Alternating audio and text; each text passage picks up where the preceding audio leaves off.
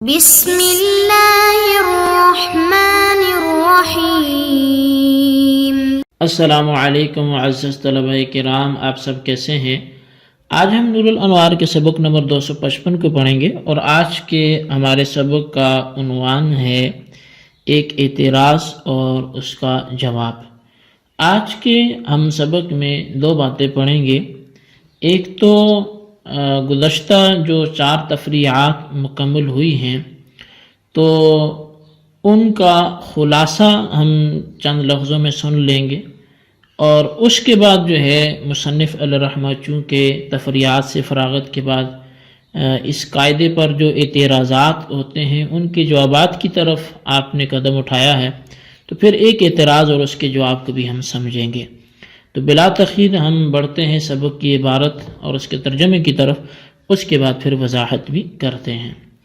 تو مصنف علیہ رحمہ لکھتے ہیں فالامثلۃ الثلاثۃ الاول الحقیقۃ فیہا متعینۃ فلا یشوار الی المجاز والمثال الاخیر المجاز فیہ متعین فلا یشوار الی الحقیقۃ۔ بس پہلی 3 مثالوں میں حقیقت متعین ہے، لہذا مجاز کی طرف رجوع نہیں کیا جائے گا، اور آخری مثال میں مجاز متعین ہے، لہذا حقیقت کی طرف رجوع نہیں کیا جائے گا۔ وهذا معنى قوله لأن الحقيقة فيما سوى الأخير والمجاز فيه مراد فلم يبق الآخر مرادا۔ تو یہی معنی ہے مصنف کے اس قول کے کہ کیونکہ اخیر کے سوا تمام مثالوں میں حقیقت متعین اور اخیر میں مجاز مراد ہے، لہذا دوسرا معنی مراد ہونے کے لیے باقی نہیں رہا۔ ای المعنى الحقیقی فی الامثلۃ الثلاثۃ الاول والمعنى المجازی فی المثال الاخیر مراد فلم يبق المعنى الآخر اعنی المجاز فی الاول والحقیقۃ فی الاخیر مراد علی ما حررناہ۔ یعنی کہ معنی حقیقی پہلی 3 مثالوں میں اور معنی مجازی آخری مثال میں مراد ہیں، لہذا دوسرے معنی باقی نہ رہے، یعنی پہلی مثالوں میں مجاز اور آخری مثال میں حقیقت مراد ہے، جیسا کہ ہم نے تحریر کر لیا۔ مصنف علیہ رحمہ فرماتے ہیں ماتن کے بارے میں کہ وَلَمَّا فَرَغَ عَنِ التَّفْرِيعَاتِ شَرَعَ فِي رَدِّ اعتراضات ترد علی هذه القاعدة۔ جب مصنف تفریعات سے فارغ ہو گئے تو ان اعتراضات کا جواب دینا شروع کر دیا جو اس قاعدہ پر وارد ہوتے ہیں۔ فقال، چنانچہ فرمایا وفی الاستیمان علی الابناء والموالی تدخل الفروع، اور بیٹوں پر اور موالی پر امن چاہنے میں فروع بھی داخل ہوں گے۔ جواب سوال مقدر، یہ سوال مقدر کا جواب ہے، تقریرہ ان یقال، اور اس کی تقریر یہ ہے کہ یوں کہا جائے اذا استامن الحربی من الامام وقال آمنونا علی ابنائنا وموالینا يدخل فی الابناء ابناء الابناء وفی الموالی موالی الموالی مع ان ابناء الابناء مجاز فی لفظ الابن وموالی الموالی مجاز فی الموالی فیلزم اجتماع الحقیقت والمجاز۔ یہ سوال مقدر کا جواب ہے، اور اس کی تقریر یہ ہے کہ یہ کہا جائے کہ جب حربی نے امام مسلم سے یعنی مسلمانوں کے کسی حکمران سے امن چاہا اور اس نے کہا کہ ہمارے ابناء اور موالی پر ہمیں امن دو، یعنی ان کے ساتھ ساتھ ہمیں امان چاہیے، تو اس ابناء میں ابناء الابناء بھی داخل ہیں اور موالی میں موالی الموالی بھی داخل ہیں، باوجود اس کے کہ ابناء تو مجاز ہے لفظ ابن کے حوالے سے، اور موالی الموالی بھی تو مجاز ہے لفظ موالی میں، بس یہاں تو حقیقی تو مجاز کے اجتماع لازم آتا ہے، جبکہ وہ تو احناف کے ہاں جائز نہیں ہے۔ فأجاب بأنه انما تدخل الفروع في هذا الاستیمان، تو اس کا جواب مصنف نے دیا کہ بے شک یہ جو فروع اس امن دینے میں جو داخل ہو رہے ہیں وہ اس لیے کہ لأن ظاہر الاسم صار شبہۃ فی حقن الدم، کہ جو اسم کا ظاہر ہے اس میں شبہ آگے حفظ دم کے حوالے سے، خون کی حفاظت کے حوالے سے، لا انہ یدخل فی الارادۃ،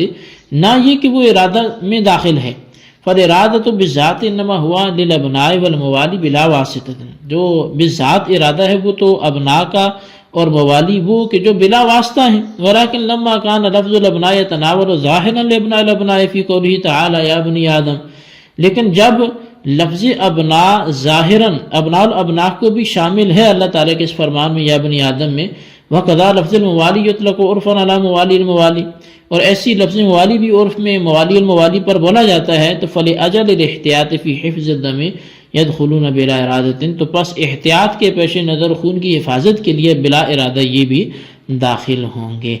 جی طلبہ کرام، یہ ہمارے آج کے سبق کی عبارت اور اس کا ترجمہ تھا جو آپ نے سماعت کیا۔ اب آئیے اس کی وضاحت کی طرف بڑھتے ہیں۔ اچھا، پہلی جو عبارت ہم نے پڑھی تھی سابقہ خلاصے کے حوالے سے، اس کی تو مزید وضاحت کی ضرورت نہیں ہے، البتہ یہ جو تفریعات کے بعد اعتراضات کا چیپٹر شروع ہوا ہے تو اس حوالے سے مصنف نے فرمایا کہ اس قاعدہ پر کہ حقیقت و مجاز کے اجتماع ناجائز ہے، چند اعتراضات وارد ہوتے ہیں، تو ہم ان اعتراضات اور جوابات کی طرف بڑھتے ہیں۔ چنانچہ پہلا اعتراض یہ کہ اگر کسی حربی نے امام المسلمین سے اپنے ابناء پر امن طلب کیا، اپنے بیٹوں پر امن طلب کیا، اور یوں کہا کہ آمنون علی ابنائنا، کہ ہم کو ہمارے ابناء پر امن دے دو، یا اس نے اپنے موالی کے لیے امن طلب کیا اور یہ کہا کہ آمنون علی موالینا، کہ ہمارے موالی کو امن دے دو، تو اس امان میں ابناء اور ابناء الابناء دونوں داخل ہو جاتے ہیں۔ اسی طرح موالی اور موالی کے موالی دونوں داخل ہو جاتے ہیں، یعنی یہ امان دونوں کو حاصل ہو جاتا ہے، حالانکہ لفظ ابناء ابناء کے لیے حقیقت ہے اور ابناء الابناء یعنی پوتوں کے لیے مجاز ہے۔ اسی طرح لفظ موالی موالی یعنی جو معتق ہے اس کے لیے حقیقت ہے، اور موالی کے موالی یعنی معتق المعتق کے لیے مجاز ہے۔ پس اس سے حقیقت و مجاز کا اجتماع لازم آئے گا، حالانکہ ان دونوں کا اجتماع احناف کے نزدیک وہ ممنوع اور ناجائز ہیں۔ اب اس کے دو جوابات دی جائیں گے، یعنی جو اعتراض ہوا کہ حقیقت و مجاز کے اجتماع لازم آ رہا ہے، تو اس کے دو جوابات دی جائیں گے۔ ایک جواب تو یہ ہے کہ حربی نے جب اپنے ابناء پر امان طلب کیا تو گویا اس نے نسل باقی رکھنے کے لیے امان طلب کیا، اور نسل کی بقا اسی صورت میں ہے جبکہ ابناء اور ابناء الابناء دونوں کو امان دیا جائے۔ پس یہاں بقائے نسل کے لیے قرینہ کی وجہ سے بطریق عموم مجاز بنا سے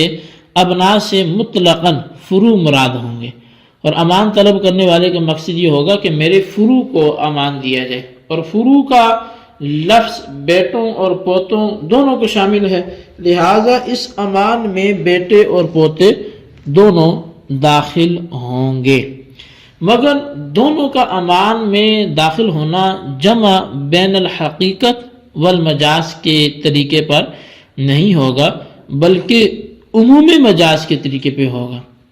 اب یہ عموم مجاز کیا ہے؟ تو اس کی تعریف سماعت فرما لیں کہ عموم مجاز کا مطلب یہ ہے کہ لفظ سے ایسے عام معنی مراد لیے جائیں جس کا ایک فرد حقیقی معنی میں بھی ہو اور ایک فرد اس کا مجازی معنی میں بھی ہو۔ اس کا ایک فرد ہو کہ جیسا کہ یہاں لفظ ابناء سے فروع مراد لیے گئے، اور فروع کا ایک فرد ابناء بھی ہیں اور ابناء پوتے بھی ہیں۔ اسی طرح جب موالی پر امان طلب کیا گیا تو اس کا مقصد بھی موالی کی نسل کو برقرار رکھنا ہے اور باقی رکھنا ہے، اور یہ مقصد اسی وقت پورا ہو سکتا ہے جبکہ موالی اور موالی کے موالی دونوں کو امان حاصل ہو۔ پس بقائے نسل کے قرینہ کی وجہ سے بطریق عموم مجاز یہاں بھی دونوں امان میں داخل ہوں گے اور امان دونوں کو حاصل ہو جائے گا۔ دوسرا جواب کیا ہوگا؟ یہ تو ایک مکمل ہوا، تو دوسرا جواب جس کو مصنف بذات خود بیان فرما رہے ہیں وہ یہ ہے کہ مذکورہ امان ابناء یعنی بیٹوں اور موالی یعنی معتق غلاموں کو تو بالذات اور بالارادہ شامل ہوگا، مگر چونکہ لفظ ابناء بظاہر ابناء الابناء یعنی پوتوں کو بھی شامل ہے، جیسا کہ یا بنی آدم میں آدم کے پوتے بھی داخل ہیں، اور موالی کا لفظ عرفاً موالی کے موالی پر بھی بولا جاتا ہے، اس لیے ابناء الابناء اور موالی کے موالی کا اس امان میں داخل ہونا شبہتاً ثابت ہو جائے گا، یعنی اس بات کا شبہ ہو جائے گا کہ شاید ابناء الابناء اور موالی کے موالی بھی اس امان میں داخل ہوں، اور امان جس طرح بالارادہ ثابت ہوتا ہے اسی طرح محض شبہ کی وجہ سے بھی بلا ارادہ بھی ثابت ہو جاتا ہے، کیونکہ امان کے ذریعے آدمی کے خون کی حفاظت مقصود ہوتی ہے اور اصل یہی ہے کہ خون محفوظ ہو۔ بہرحال مذکورہ مسئلہ میں ابناء اور موالی تو امان میں بالارادہ ہیں، اور ابناء الابناء اور موالی کے موالی بلا ارادہ محض شبہ کی وجہ سے احتیاطاً داخل ہیں۔